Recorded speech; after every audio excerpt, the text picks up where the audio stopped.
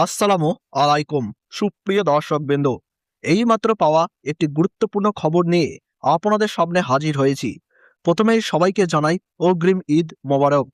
পবিত্র মাহে রমজান প্রায় শেষ পর্যায়ে পৌঁছে গেছে, আর কিছুদিনের মধ্যেই শুরু হতে যাচ্ছে মুসলমানদের সবচেয়ে বড় ধর্মীয় উৎসব পবিত্র ঈদুল ফিতর।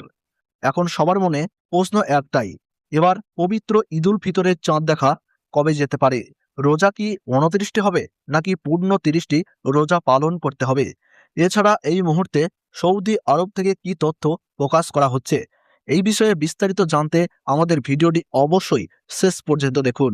আর আপনি কোন জেলা থেকে এই খবরটি দেখছেন সেটাও অবশ্যই কমেন্ট করে জানিয়ে দিন। সবার আগে এবং সবার প্রথম সঠিক খবর পেতে আমাদের চ্যানেলটি অবশ্যই সাবস্ক্রাইব করে রাখুন। এবার জেনে নেওয়া যাক এক নজরে গুরুত্বপূর্ণ তথ্যগুলো।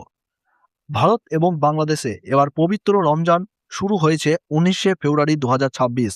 এক মাস সিয়াম সাধনার পর শাওয়াল মাসের চাঁদ দেখা গেলে উদযাপিত হয় পবিত্র ঈদুল ফিতর।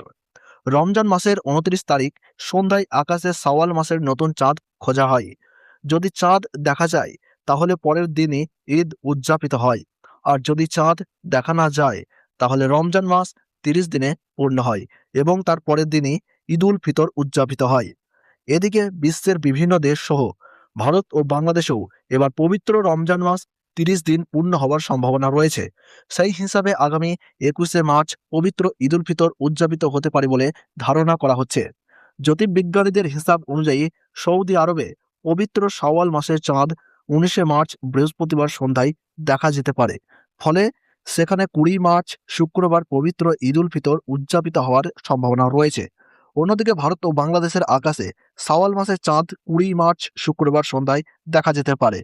সে অনুযায়ী দেশে 21শে মার্চ শনিবার পবিত্র ঈদুল ফিতর উদযাপিত হওয়ার সম্ভাবনা রয়েছে।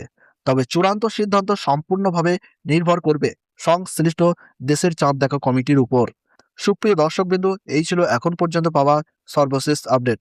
নতুন কোনো আপডেট পাওয়া মাত্রই আমরা আপনাদের জানিয়ে দেওয়ার চেষ্টা করব। এরকম আরও গুরুত্বপূর্ণ খবর জানতে অবশ্যই আমাদের চ্যানেলের সাথেই থাকুন। সবাইকে আবারও জানাই অগ্রিম ঈদ মোবারক। ধন্যবাদ।